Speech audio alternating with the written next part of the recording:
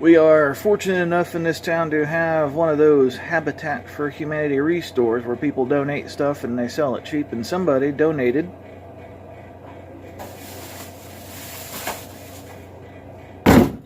this old toolbox. And it's been beat, been painted on, taking a whooping.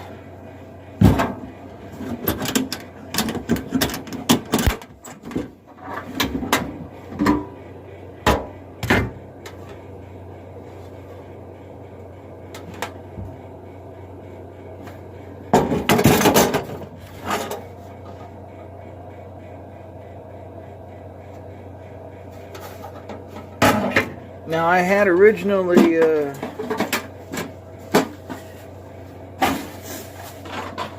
planned on doing like a there we go, let's back that up a little bit. Sorry guys, we're not having an earthquake. I am that light.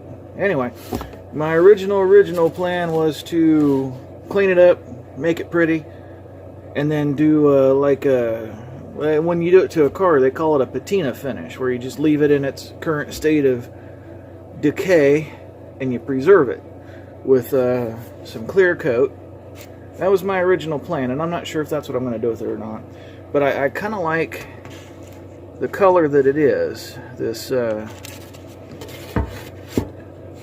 dark turquoise color. So I thought maybe I could restore it to that original color.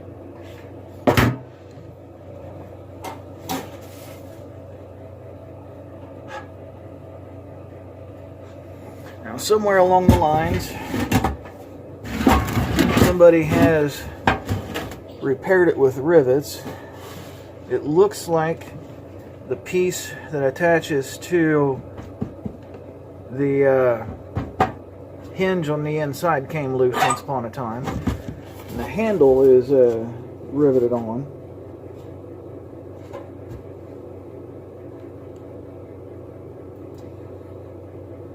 But my third option is a complete and total surprise.